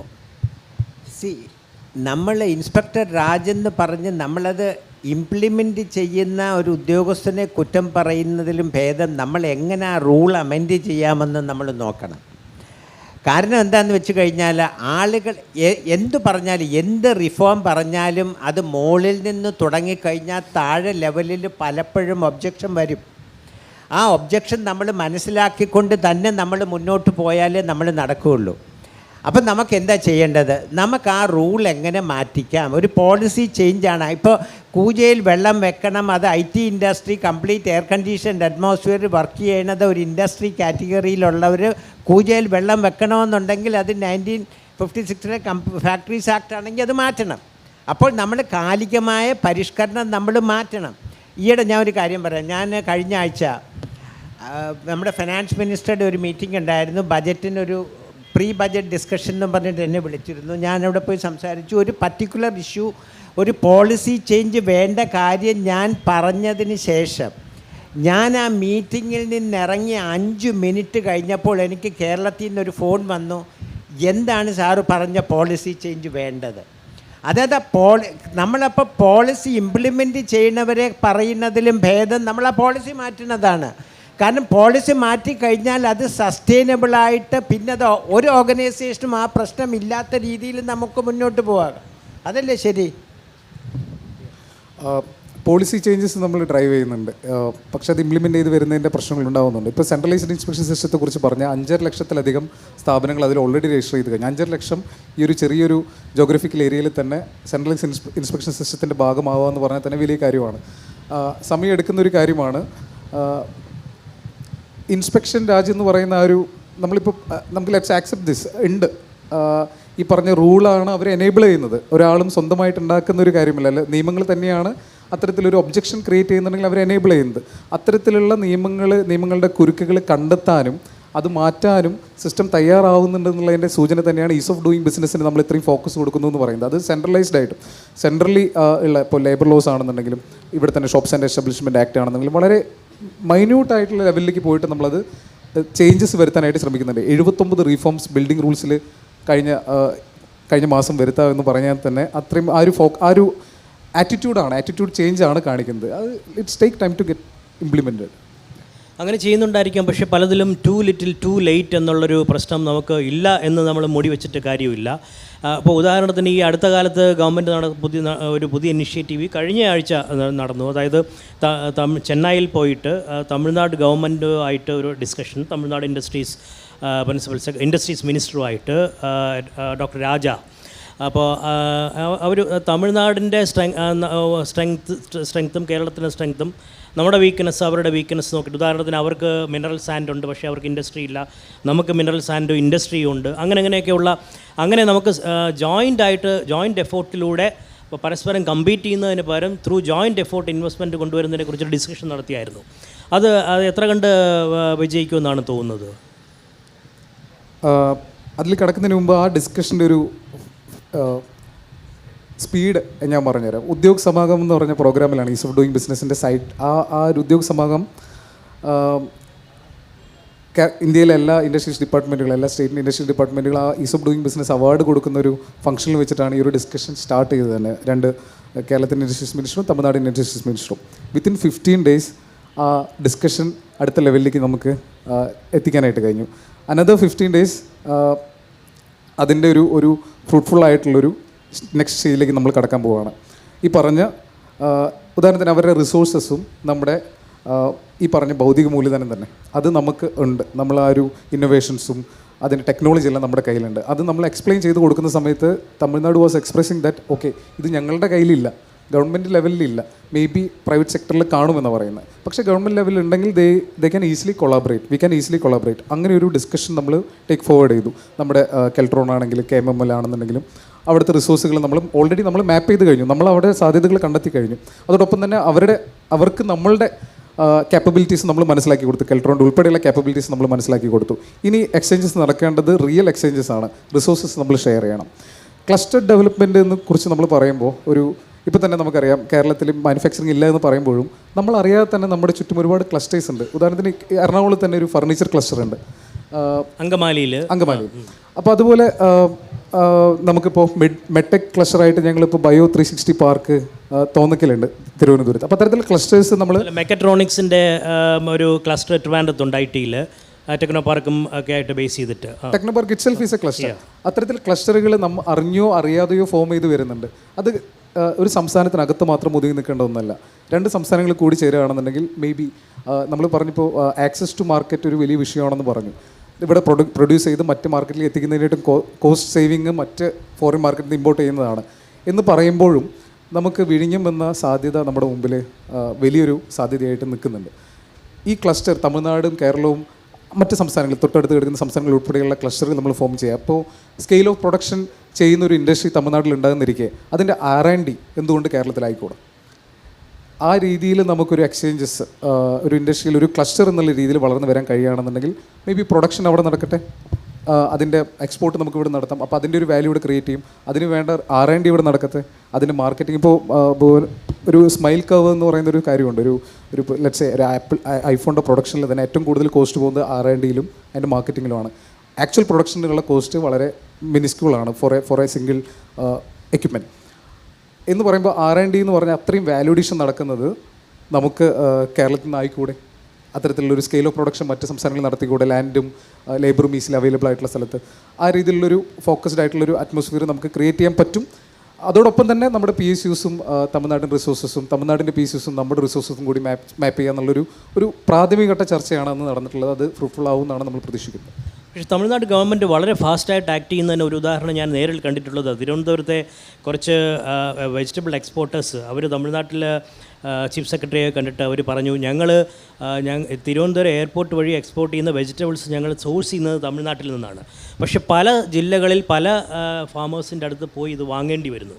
അതിന് പകരം ഞങ്ങൾക്ക് ബോർഡറിനോട് ചേർന്ന് തമിഴ്നാട്ടിൽ തന്നെ ബോർഡറിനോട് ചേർന്ന് വലിയ 1-2 വെജിറ്റബിൾ മാർക്കറ്റ്സ് ഉണ്ടാക്കി തരികയാണെങ്കിൽ ഞങ്ങൾക്ക് അവിടുന്ന് സോഴ്സ് ചെയ്യാം എന്ന് പറഞ്ഞു. ലൈറ്റ്നിങ് സ്പീഡിലാണ് അവിടുത്തെ ഇൻഡസ്ട്രീസ് ഡിപ്പാർട്ട്മെൻറ്റ് ആക്ട് ചെയ്തത്. അഗ്രികൾച്ചർ ഡിപ്പാർട്ട്മെൻറ്റ് വളരെ ലാർജ് വെജിറ്റബിൾ മാർക്കറ്റ്സ് അവരുടെ ബോർഡറിന് കേരള ബോർഡറിനടുത്ത് തന്നെ അവരുണ്ടാക്കുകയും ചെയ്തു. അപ്പോൾ എൻ്റെ ചോദ്യം അതാണ്, നമ്മൾ ഇത്തരം കാര്യങ്ങൾ ഇംപ്ലിമെൻറ്റ് ചെയ്യുന്നതിൽ നമ്മളൊരു ബസ് മിസ്സായതിനു ശേഷം അവിടെ ലേറ്റ് ആണോ, ടു ലേറ്റ് ആണോ, അത് ആ വിൻഡോ ഇപ്പോൾ ഓപ്പൺ ആയിരിക്കുമ്പോൾ ചെയ്യാതെ ആ വിൻഡോ ക്ലോസ് ചെയ്തതിന് ശേഷം നമ്മൾ ചെയ്യുകയാണോ? അങ്ങനെയൊക്കെയുള്ള പ്രോബ്ലംസ് നമുക്കില്ലേ? അല്ല, ഒരു കാര്യം കൂടെ പറയട്ടെ. വേറൊരു സേയിങ് ഉണ്ട്, ബെറ്റർ ലേറ്റ് ദാൻ നെവർ എന്ന്. നമ്മൾക്ക് പല ചലഞ്ചസ് ഉണ്ടായിരുന്നു, ലെറ്റ് us accept it. ആ ചലഞ്ചസ് ഉൾക്കൊണ്ടുകൊണ്ട് നമ്മൾ ഇന്നെങ്കിലും മാറി തുടങ്ങി എന്നുള്ളതൊരു പോസിറ്റീവ് രീതിയായിട്ട് നമുക്ക് കാണാം. ഇപ്പോൾ നമ്മളിപ്പോൾ 1.5 lakh crores ഇവിടെ നമ്മുടെ ഗ്ലോബൽ ഇൻവെസ്റ്റ്മെൻറ്റ് സമ്മിറ്റിൽ വന്നതിനെക്കുറിച്ച് പറഞ്ഞു. അതേസമയം നമ്മൾ വേറെ പല സ്റ്റേറ്റ് നോക്കിക്കഴിഞ്ഞാൽ ഇപ്പോൾ യു പി ഒക്കെ നോക്കിക്കഴിഞ്ഞാൽ അല്ലെങ്കിൽ MP നോക്കിക്കഴിഞ്ഞാൽ 30 ലക്ഷം കോടിയൊക്കെ വന്ന് കാണും. പക്ഷെ നമ്മളെ സംബന്ധിച്ചിടത്തോളം ആദ്യം വേണ്ടത് ഒന്ന് പോളിസി ഉണ്ട്, 2 പ്രൊസീജിയറുണ്ട്, പിന്നെ എക്സിക്യൂഷൻ ഉണ്ട്. നമ്മളെ സംബന്ധിച്ചിടത്തോളം ഈ എക്സിക്യൂഷൻ ടൈമിൽ, കാരണം പോളിസി ഈസ് ഇൻ പ്ലേസ്, കുറേയൊക്കെ പോളിസി ചേഞ്ചസ് വരുന്നുണ്ട്, procedure is getting laid out. പക്ഷേ എന്നാലും നമുക്ക് വേണ്ടത് ഒരു പെർസെപ്ഷൻ ചേഞ്ച് വേണം. കാരണം ഇപ്പം മുമ്പേ പറഞ്ഞു, മുകളിലൊക്കെ ആ പെർസെപ്ഷൻ ചേഞ്ച് വന്നിട്ടുണ്ട്. Government also wants to bring in industries and investments and all that. പക്ഷേ ലോവർ ലെവലിൽ that change is set to happen. Let us accept it. പക്ഷേ മോളിൽ നിന്നൊരു ഡയറക്ഷൻ ഉണ്ടെങ്കിൽ അല്പസ്വല്പം സമയം കൊടുത്തു കഴിഞ്ഞാൽ I also believe that this perception change also will happen. ഈ പെർസെപ്ഷൻ ചേഞ്ച് വേണ്ടത് ഇൻവെസ്റ്റേഴ്സിനാണ് ഏറ്റവും കൂടുതൽ വേണ്ടത്. കാരണം ഇവിടെ വന്നു കഴിഞ്ഞാൽ എൻ്റെ പൈസ സേഫ് ആണെന്നും ഇവിടെ ഇൻവെസ്റ്റ് ചെയ്ത് കഴിഞ്ഞാൽ അത് വയബിൾ ഇൻവെസ്റ്റ്മെൻ്റ് ആകുമെന്നൊരു കോൺഫിഡൻസ് ഈ പോളിസി ലെവലിലും മറ്റേ പ്രൊസീജിയർ സൈഡിലും വന്നു കഴിഞ്ഞാൽ, ആ ഇൻവെസ്റ്റേഴ്സ് സൈഡിൽ കൂടെ വന്നു കഴിഞ്ഞാൽ I think we are ready to take off, we will take of.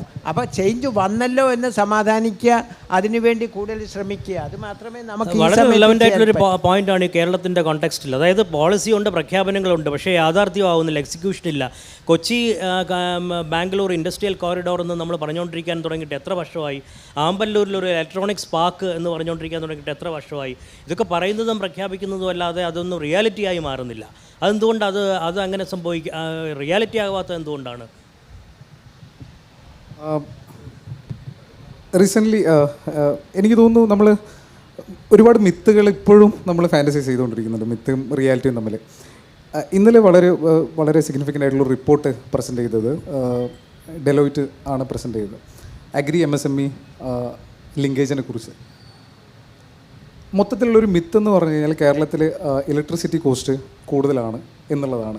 പക്ഷേ ആക്ച്വൽ ഡാറ്റ പരിശോധിച്ച് കഴിഞ്ഞാൽ ഏറ്റവും ലോവസ്റ്റ് താരിഫ് ഉള്ളത്, ഇലക്ട്രിസിറ്റി താരിഫ് ഉള്ളത് കേരളത്തിലാണ്. അതുപോലെ തന്നെ when you compare about other States, ഇപ്പോൾ പറഞ്ഞു ഒരുപാട് ഇൻസെൻറ്റീവ്സ് പ്രഖ്യാപനങ്ങളുണ്ട്, ഒരുപാട് ഇൻവെസ്റ്റ്മെൻറ്റ് വരുന്നെന്ന പ്രഖ്യാപനങ്ങളുണ്ട്. അത്തരം സംസ്ഥാനങ്ങളുടെ ആക്ച്വലി എത്ര ഇൻവെസ്റ്റ്മെൻറ്റ് വന്നു, എത്ര കണ്ട് ഇൻസെൻറ്റീവ്സ് കൊടുത്തു എന്ന് നമ്മൾ അന്വേഷിക്കാറില്ല. ഇലക്ട്രിസിറ്റി താരിഫ് പോലെ തന്നെ ഇമ്പോർട്ടൻ്റ് ആണ് round the clock electricity supply. അത് മറ്റ് സംസ്ഥാനങ്ങളായിട്ട് കമ്പയർ ചെയ്ത് നോക്കുമ്പോൾ കേരളമാണ് ഏറ്റവും മുന്നിൽ നിൽക്കുന്നത്. ഇത്തരത്തിലുള്ള മിത്തുകളുണ്ട്. നമ്മളീ പറയുമ്പോഴും ഇൻഡസ്ട്രിയൽ കോറിഡോർ എക്സ്റ്റൻഷനെ കുറിച്ച് കൊച്ചി ബാംഗ്ലൂർ ഇൻഡസ്ട്രിയൽ കോറിഡോറിൻ്റെ ലിങ്കേജിനെ കുറിച്ച് പറയുമ്പോഴും ഞാൻ സൂചിപ്പിച്ചൊരു പോയിൻ്റ് ഒന്നും കൂടി ഒന്ന് സ്ട്രെസ് ചെയ്ത് പറയട്ടെ. പാലക്കാട് ഇൻഡസ്ട്രിയൽ കോറിഡോറാണ് ഈ എൻ്റയർ ഇൻഡസ്ട്രിയൽ കോറിഡോർ പുതിയ NICDCയുടെ പുതിയ വെഞ്ചറിൽ ഏറ്റവും ഫസ്റ്റ് ടെൻഡർ കംപ്ലീറ്റ് ചെയ്ത് മുന്നോട്ട് നീങ്ങുന്നത് പാലക്കാടാണ്. ഏറ്റവും ഫൈനസ്റ്റ് എക്സാമ്പിളായിട്ട് അവർ ഷോക്കേസ് ചെയ്തതും പാലക്കാട് ഇൻഡസ്ട്രിയൽ കോറിഡോറിൻ്റെ ലാൻഡ് അക്വിസിഷൻ നടപടികൾ എത്ര വേഗത്തിൽ പുരോഗമിച്ചു എന്നുള്ളത് തന്നെയാണ്. അതോടൊപ്പം തന്നെ ഒരുപാട് ഇൻഡസ്ട്രിയൽ പാർക്കുകൾ ഇവിടെ ഡെവലപ്പ് ചെയ്ത് വരുന്നുണ്ട്. നമുക്കറിയാം ഇപ്പോൾ ബയോ 360 മെഡ്ടെക് ക്ലസ്റ്ററാണ് തോന്നയ്ക്കലുള്ളത്. അതിൻ്റെ ഒരു phase 1 ഓൾറെഡി കൺസ്ട്രക്ഷൻ എല്ലാം കംപ്ലീറ്റ് ചെയ്ത് കഴിഞ്ഞു. സ്പേസ് സ്റ്റാർട്ടപ്പുകൾ വരുന്നുണ്ട്. ഇപ്പോൾ ഇന്ത്യൻ എയർഫോഴ്സ് അവരുടെ ഡ്രോൺ കാപ്പബിലിറ്റി ഇൻക്രീസ് ചെയ്യുന്നതിനെ കുറിച്ചൊരു ഡിസ്കഷൻ നടത്തിയപ്പോൾ കേരളം തന്നെയാണ്, ട്രിവാൻഡ്രമാണ് അതിൻ്റെ ഒരു വെന്യൂ ആയിട്ട് തിരഞ്ഞെടുത്തത്. ആ നിരവധി ചെറിയ കമ്പനികളെ സ്റ്റാർട്ടപ്പുകൾ അവർ സെലക്ട് ചെയ്തിട്ടുണ്ട് ഡ്രോൺസ് ഉണ്ടാക്കാനായിട്ട്. അപ്പോൾ അത്തരത്തിലുള്ള പാർക്കുകൾക്കുള്ള സാധ്യതകളെല്ലാം വരുന്നുണ്ട്. നമ്മൾ പറയുമ്പോഴും എത്ര കണ്ട് അത് ഇംപ്ലിമെൻറ്റ് ചെയ്യുന്നുണ്ടെന്നുള്ളത് കുറച്ചുകൂടി ഒന്ന് ഫോക്കസ്ഡ് ആയിട്ട് ഒന്നുകൂടി അന്വേഷിക്കണമെന്നാണ് എനിക്ക് പറയാനുള്ളത്. കാര്യം ഇംപ്ലിമെൻ്റ് ആവുന്നുണ്ട്, ഒരുപാട് പാർക്കുകൾ ക്രിയേറ്റ് ചെയ്യുന്നുണ്ട്, ഒരുപാട് ഇൻഡസ്ട്രികൾ പുതുതായിട്ട് വരുന്നുണ്ട്. ബയോമോളിക്യൂൾസ് എന്ന് പറഞ്ഞ കൊരട്ടിയിലൊരു സ്ഥാപനമാണ്. ഇപ്പോൾ 300 crore മുകളിലാണ് ടേൺ ഓവർ. അതൊരു കിൻഫ്രയിൽ തന്നെ ഒരു ചെറിയൊരു ബിൽഡിംഗ് ആണ്. മേ ബി ഒരു 1 lakh square feet താഴെ കാണത്തുള്ള ഒരു ബിൽഡിംഗ്. ആ ബിൽഡിങ്ങിൽ തന്നെ ഇത്രയും 300 crores ഒരു ടേൺ ഓവർ ഉണ്ടാക്കിയിട്ട് നമ്മുടെ ചുറ്റുമാണ് നടക്കുന്നത്. ഹൈ വാല്യൂ അഡീഷനാണ് നടന്നുകൊണ്ടിരിക്കുന്നത്. പക്ഷേ വിഴിഞ്ഞത്തിൻ്റെ ഒരു കാര്യം ചോദിക്കട്ടെ. വിഴിഞ്ഞം തുറമുഖം വരുന്നതിൻ്റെ ഭാഗമായിട്ട് ഒരുപാട് ആൻസിലറി ഇൻഡസ്ട്രീസ് വരാം അതിന് ചുറ്റിലുമായിട്ട്. നമ്മൾ ലാൻഡ് അക്വിസിഷനിൽ വളരെ പിന്നിലാണ്. അതേസമയം തമിഴ്നാട് 2000 ഏക്കർ ലാൻഡ് അക്വയർ ചെയ്ത് കഴിഞ്ഞു. ഈ വിഴിഞ്ഞത്തെ ആൻസിലറി ഇൻഡസ്ട്രീസിനെ ലക്ഷ്യമിട്ടിട്ട് അവർ ലാൻഡ് അക്വയർ ചെയ്ത് അവർ ഇൻഡസ്ട്രിയൽ പാർക്കുകൾ സ്ഥാപിക്കുകയാണ്. നമ്മൾ അതേസമയം ആ വിഴിഞ്ഞത്തിന് ചുറ്റും ലാൻഡ് അക്വയർ ചെയ്യുന്നതിൽ വളരെ പിന്നിലാണ് ഇപ്പോഴും. അപ്പോൾ അതാണ് ശ്രീ ഹരികുമാർ സാറ് പറഞ്ഞത്, അതായത് എക്സിക്യൂഷനിൽ നമ്മൾ പിന്നിലായിട്ട് കാര്യമില്ല എന്ന്. നമുക്കൊരു പ്രപ്പോസൽ ഉണ്ടായിരുന്നു, ഒരു ക്യാപിറ്റൽ റീജിയൻ ഡെവലപ്മെൻറ്റ് അതോറിറ്റി എന്ന് പറഞ്ഞൊരു പ്രപ്പോസൽ നമുക്ക് ഓൾറെഡി ഉണ്ടായിരുന്നു. ഈ ലാൻഡ് അക്വിസിഷനിലൊക്കെ നമ്മൾ ഇപ്പോൾ 2013 ആക്ടിനെയാണ് ആശ്രയിക്കുന്നത്. അത് ടൈം എടുത്ത് ഇംപ്ലിമെൻറ്റ് ചെയ്യാൻ പറ്റുന്ന ഒരു ആക്ട് തന്നെയാണ് ലാൻഡ് അക്വിസിഷൻ എന്ന് പറഞ്ഞ process in Kerala. It takes lot of time. നമ്മൾ കണ്ടത് തന്നെയാണ് നമ്മുടെ NH 66-ൻ്റെ അക്വിസിഷനും സംബന്ധിച്ചിട്ടാണെന്നുണ്ടെങ്കിലും. അത്തരത്തിൽ നമുക്ക് കാണുമ്പോൾ മറ്റെന്താണ് പുതിയ പോംവഴികളെന്നാണ്. ലാൻഡ് പൂളിംഗ് മേ ബി നമുക്ക് കൊണ്ടുവരാൻ പറ്റും. ഒരു പുതിയൊരു ലാൻഡ് പൂളിംഗ് റെഗുലേഷൻസ് നമുക്ക് കൊണ്ടുവരാൻ പറ്റും. സോ ദാറ്റ് പ്രൈവറ്റ് എൻറ്റിറ്റീസ് തന്നെ മുന്നോട്ട് വന്ന് let's pool the land and make it available for the industries എന്നുള്ള രീതിയിൽ അത്തരത്തിലുള്ള ചേഞ്ചസ്, ആ ഒരു മാറ്റത്തിന് നമ്മൾ സമയമെടുക്കും. മാറ്റം തന്നെ അനിവാര്യമാണെന്നുള്ള കാര്യം നമ്മൾ മനസ്സിലാക്കി കഴിഞ്ഞു. Eventually it will come. പക്ഷേ ലാൻഡ് അക്വിസിഷൻ അറൗണ്ട് വിഴിഞ്ഞം region I am not an expert in that, but അത് it takes lot of time. ഒരുപാട് കൺസ്ട്രെയിൻസ് ഉള്ളൊരു കാര്യമാണ്. പക്ഷേ we are very well forwarding with that. Question ആൻസറിലോട്ട് പോകുന്നതിന് മുമ്പ് ഒരു വൺ ലാസ്റ്റ് ക്വസ്റ്റ്യൻ. നമ്മൾ പല ബസ്സുകളും മിസ് ചെയ്തു എന്നൊക്കെ പറയാറുണ്ടല്ലോ. ഇപ്പോൾ AI ഒരു കാലമാണിത്. അപ്പോൾ കേരളം AI ബേസ്ഡ് ആയിട്ടുള്ള ഇൻഡസ്ട്രീസ് ആകർഷിക്കുന്നതിന് എന്തൊക്കെയാണ് ചെയ്തിട്ടുള്ളത്? AI സ്റ്റാർട്ടപ്പുകൾക്ക് ഒരുപാട് സാധ്യതകളുണ്ട്. നമുക്കിപ്പോൾ Huddle is going to happen. Startup മിഷൻ്റെ ഏറ്റവും സ്റ്റാർട്ടപ്പുകൾക്ക് ഏറ്റവും വൈബ്രൻ്റ് ആയിട്ടുള്ള എക്കോസിസ്റ്റമായിട്ട് ഓൾ ഇന്ത്യ ലെവലിൽ ഗ്ലോബൽ ലെവലിൽ കാണുന്നൊരു സ്ഥലമാണ് കേരളം. അപ്പോൾ അത്തരത്തിൽ AI സ്റ്റാർട്ടപ്പുകൾക്ക് വളരെയധികം പ്രസക്തിയുണ്ട്.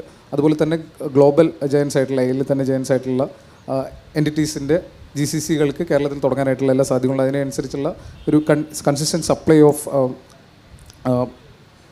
ഹ്യൂമൻ ക്യാപിറ്റൽ നമുക്ക് കൊടുക്കാനായിട്ട് പറ്റും. അതോടൊപ്പം തന്നെ എങ്ങനെയാണ് AI in administration, AI in business, automation in manufacturing എല്ലാം കൊണ്ടുവരാനായിട്ടുള്ള ഒരു ശ്രമം ഇൻഡസ്ട്രിയലിസ്റ്റിൻ്റെ ഭാഗത്തു നിന്നും ഉണ്ടാകുന്നുണ്ട്. അപ്പോൾ അതൊരു വളരെ ഫാസ്റ്റ്ലി നടക്കുന്ന ഒരു ചേഞ്ചാണ് AI അഡാപ്റ്റേഷൻ. അതിന് വേണ്ടിയിട്ടുള്ളൊരു സജ്ജീകരണം ഉണ്ടാവണം. എനിക്ക് തോന്നുന്നൊരു പോയിന്റ് നമ്മൾ വിട്ടുപോയിട്ടുള്ളൊരു പോയിന്റ് മേക്ക് ഇൻ കേരളയെക്കുറിച്ച് പറയുമ്പോൾ ഞാൻ taking that freedom to talk about it. നമ്മളൊരു കേരള ബ്രാൻഡ് എന്ന് പറഞ്ഞൊരു കൺസെപ്റ്റ് കൊണ്ടുവന്നിരുന്നു. കേരള ബ്രാൻഡ് 2022 നമ്മൾ ക്രിയേറ്റ് ചെയ്തത്. നന്മ എന്നാണ് അതിൻ്റെ ഒരു ടാഗ് ലൈൻ. ഗുഡ്നെസ് എന്നാണ് അതിൻ്റെ ഒരു അർത്ഥം. നന്മ, ഗുഡ്നെസ്.